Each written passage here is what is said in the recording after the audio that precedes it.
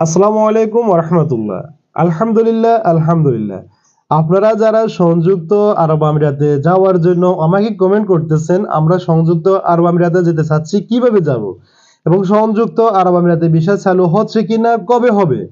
প্রিয় বন্ধুগণ, অত্যন্ত গুরুত্বপূর্ণ, মনোযোগ সহকারে শুনবেন। কারণ আমি এটা নিয়ে আপনাদেরকে ২ টা ভিডিও আমি অ্যাডভান্স করেছিলাম। সেটা হচ্ছে এক ভিডিওতে বলেছিলাম যে বাংলাদেশের পররাষ্ট্র মন্ত্রণালয় এবং দুবাইয়ের পররাষ্ট্র মন্ত্রণালয় উভয় বৈঠক বসেছে।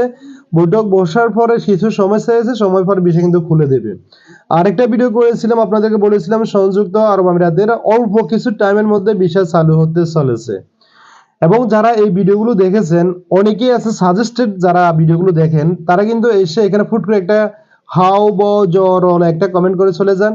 আর যারা আমার কন্টিনিউ ভিডিও দেখেন তারা কিন্তু জানেন যে আমি যে আপনাদেরকে প্রতিটা ভিডিও দিয়ে থাকি, এই ভিডিওটা অত্যন্ত গুরুত্বপূর্ণ হয়ে থাকে। কারণ আমাদের সাথে সংযুক্ত আরব আমিরাতে যে মেন ফর অফিস আছে, এই মেন ফর অফিস সাথে সরাসরি আমাদের সাথে কন্ট্যাক্ট থাকে, প্রতিদিন কন্ট্যাক্ট থাকে। এই কারণে আমরা আপনাদেরকে অ্যাডভান্স খবরটা জানাতে পারি। অন্যান্য যারা রয়েছে সেটা কিন্তু অ্যাডভান্স কিন্তু জানাতে পারে না। তো আপনারা অনেকভাবে কমেন্ট করে থাকেন। যাক, সমস্যা নেই, আপনাদের কমেন্ট করার দায়িত্ব আপনারা করবেন, আপনাদের বড় রুচি। আর আমার শোনার দরকার আমি শুনতেছি, আপনাদের জানার দরকার আমি জানাইতেছি।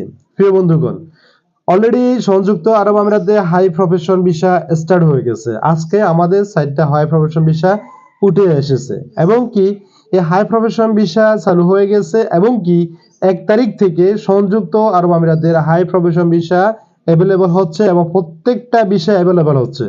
সেখানে বিজেপি ভিসা, ফ্যামিলি ভিসা এবং কি হাই প্রফেশন ভিসা এবং কি লেবার ভিসাটা ইঙ্গিতে রয়েছে, কিন্তু ফাইনাল না। লেবার ভিসাটা কিন্তু হয়ে যেতে পারে, একই এক্সচেঞ্জ কিন্তু হয়ে যেতে পারে। কিন্তু এছাড়া অন্যান্য যে বিষয়গুলো রয়েছে, এই বিষয়গুলো অলরেডি কমপ্লিট 1 তারিখে চালু হচ্ছে। আর এখন যেগুলো হচ্ছে, এগুলো হচ্ছে অরিজিনাল সার্টিফিকেট যাদের রয়েছে, অরিজিনাল সার্টিফিকেটের কারণে ওই বিষয়গুলো হচ্ছে। যাদের কাছে অরিজিনাল সার্টিফিকেট নাই, বিষয়গুলো হচ্ছে না। এবং 1 তারিখের পর থেকে যাদের কাছে আমরা পূর্বে সার্টিফিকেট না থাকলেও যে কোনো বিনিময়ে আমরা নিয়ে গেছি, সেটা কিন্তু 1 তারিখের পর থেকে ইনশাল্লাহ করা যাচ্ছে এবং হবে, আমরা যেটা আশাবাদী আছি।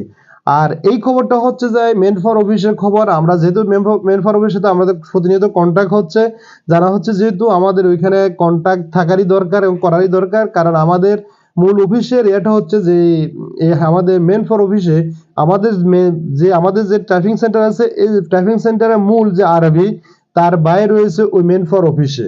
ওইখান থেকে আমরা কিন্তু মেন অফিস থেকে আমরা কিন্তু খবরটা পেয়ে থাকি এবং অন্যান্য যারা আছে তারা কিন্তু সেই খবরটা কিন্তু মানে পায় না, যেটা মূল কথা হচ্ছে পায় না, আমরা পেয়ে থাকি। তো অবশ্যই বুঝতে পারছেন সেগুলো হচ্ছে সংযুক্ত আরব আমিরাতের 1 তারিখ থেকে ভিসা চালু হতে চলেছে, সংযুক্ত আরব আমিরাতের ভিসা।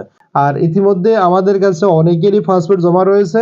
সবাই কিন্তু ইনশাল্লাহ আশা করি আপনারা বিষয়গুলো এখন থেকে বুঝতে পারবেন, সে আশা রাখি। আর আপনারা সব অপেক্ষা থাকবেন, ভালো থাকবেন, সুস্থ থাকবেন, আমার জন্য দোয়া করবেন। আমি হালকা একটু অসুস্থ আছি, আমার জন্য দোয়া করবেন।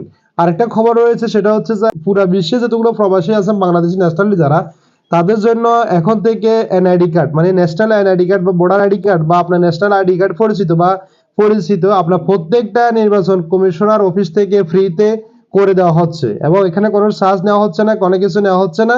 এবং আপনার যেগুলো ফাইল দরকার, ফাইলে সাবমিট করা দরকার, এই সাবমিটগুলো আপনি যদি করে দিতে পারে, কোনো টাকা লাগবে না।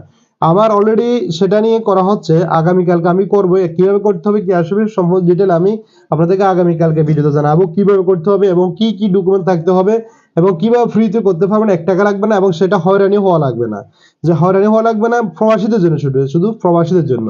তো ভালো থাকবেন, সুস্থ থাকবেন আর ভিডিও সবার কাছে শেয়ার করে দিবেন। আল্লাহ হাফেজ, আসসালামু আলাইকুম।